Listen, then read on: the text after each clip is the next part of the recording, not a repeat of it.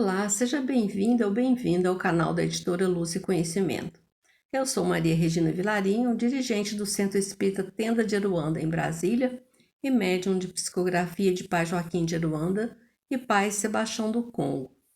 No estudo de caso de hoje, ao darmos continuidade às reflexões que Pai Joaquim de Aruanda nos traz, vamos apresentar um relato de um irmão universal e seu acolhimento no Hospital do Amor.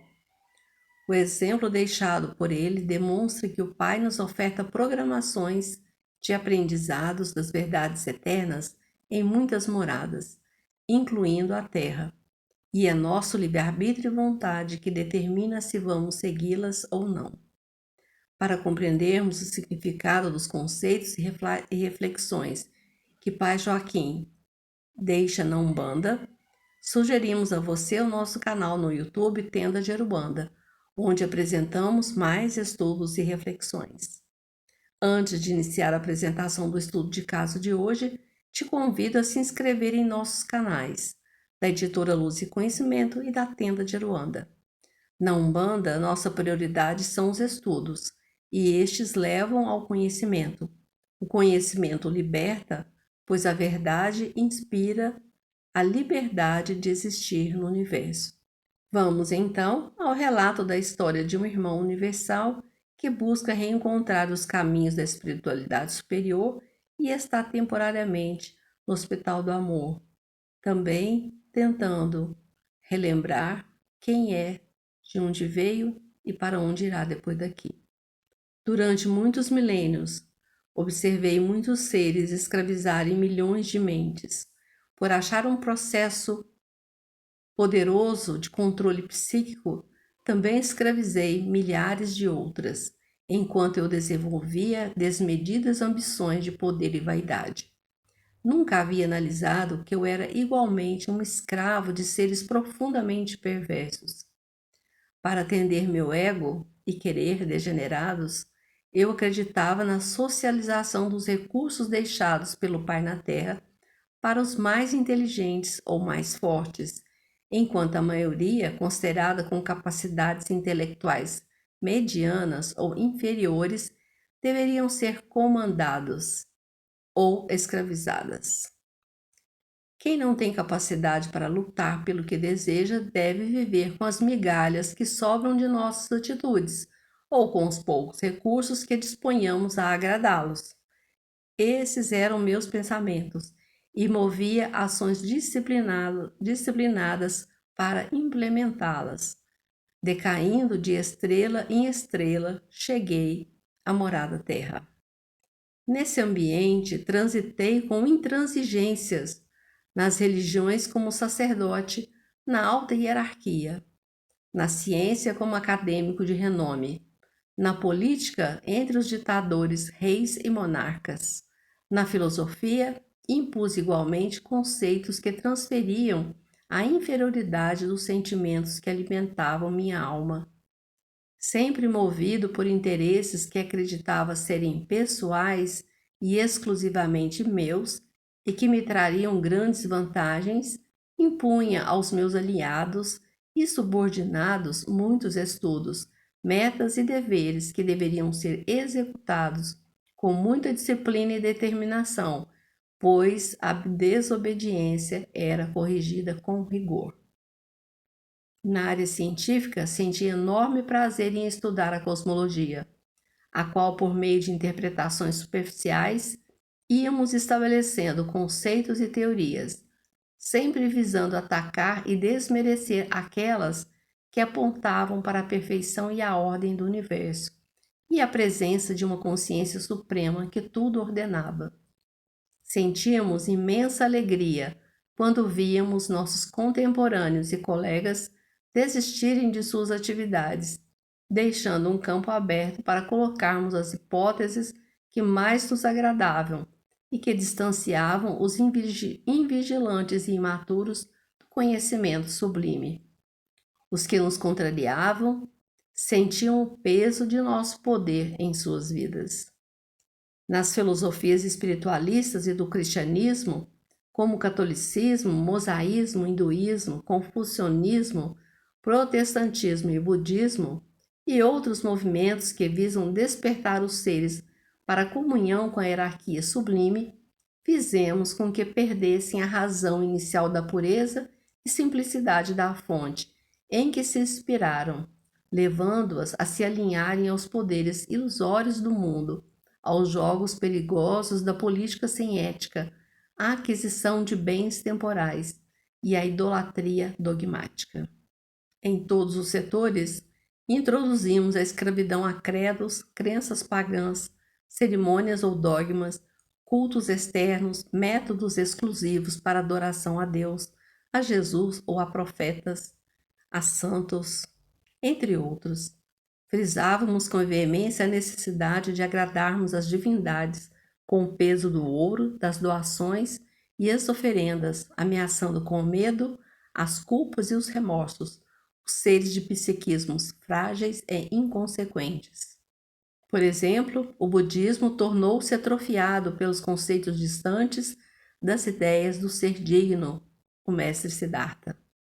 O dogma da metempsicose foi por nós estabelecido quando egípcios e hindus admitiam a transmigração da alma para o corpo de animal, como castigo pelos pecados mais graves cometidos pelo homem em vidas pregressas.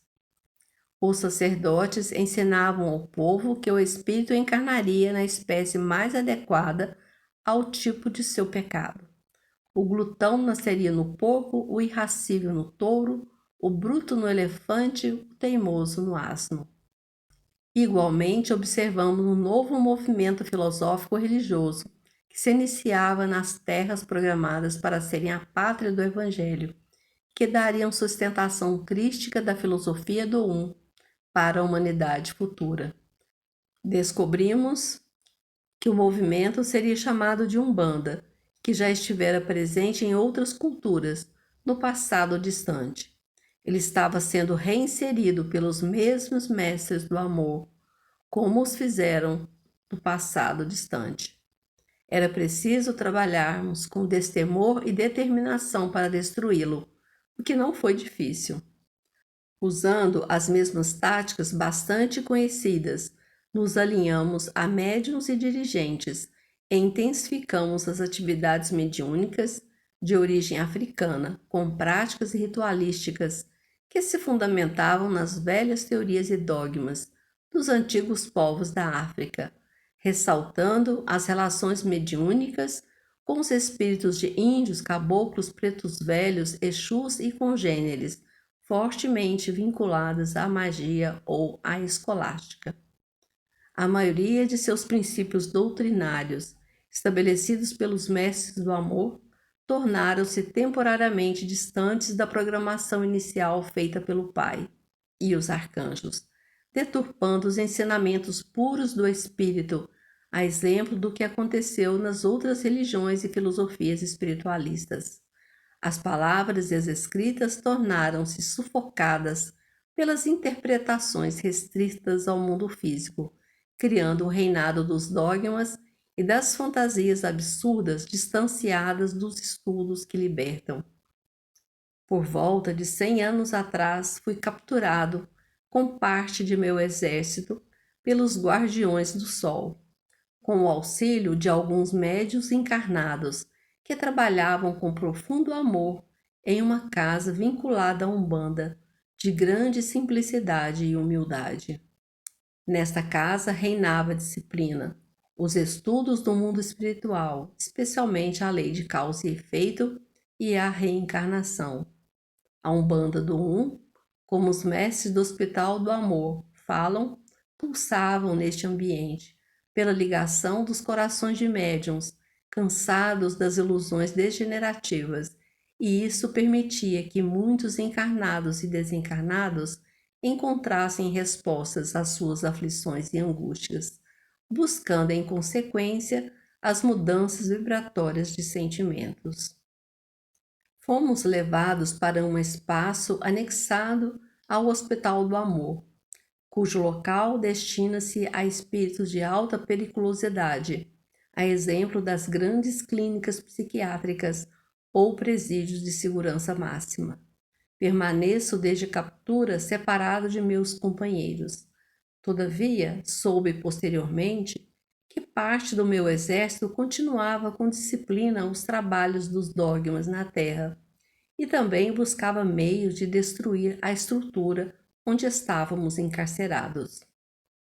Um forte campo magnético me envolvia e ainda envolve, e não tenho como me comunicar com os meus antigos parceiros, muito menos ultrapassá-lo para empreender uma fuga. Após muitas tentativas dos mestres da luz, e, aos poucos, resolvi dar-lhes melhor atenção, acreditando que minha inteligência superior à deles os enganariam facilmente. Nos diálogos promovidos em nossos encontros, descobri que estava em uma escola do amor, um ponto da fraternidade universal e incondicional, o Hospital do Amor, recebendo os estudos e a medicina espiritual adequada à minha recuperação. Recentemente, ouvi a seguinte frase de uma médica de singular beleza, muito calma, alegre e serena, que veio realizar uma sessão de aromaterapia. As mais belas flores colhidas nos pântanos fétidos sempre brilham aos olhos do Pai. Por alguma razão, essa frase me tocou profundamente e um sentimento estranho tomou conta do meu coração. Chorei por muitas semanas e estou começando a perceber, apesar da raiva e ódio que ainda sinto na alma, que não sou tão inteligente como pensava ser e que me tornei um escravo de seres tão infelizes como eu sinto ser agora. Onde está tudo que conquistei? Onde guardei todo o poder e o ouro obtidos sobre cadáveres? Será que em algum momento tive alegria real em minha vida? Será que já fui uma flor bela e brilhante aos olhos do Pai? O que é a minha essência e por que estou aqui? São pensamentos que avassalam minha alma, mas que me compelem a refletir sobre o meu caminhar no universo. Obrigada por ouvir minha história. Um irmão que ainda não encontrou sua luz e tem o coração e a mente confusos, mas que já sabe que o Pai maior o aguarda. Este foi o estudo de caso de hoje. Esperamos que você possa refletir sobre o amor incondicional do Pai e da família cósmica em sua vida, além do amparo incansável dos mestres do amor. Afinal, todos somos flores brilhantes e perfumadas aos olhos do nosso Pai. Até a próxima oportunidade.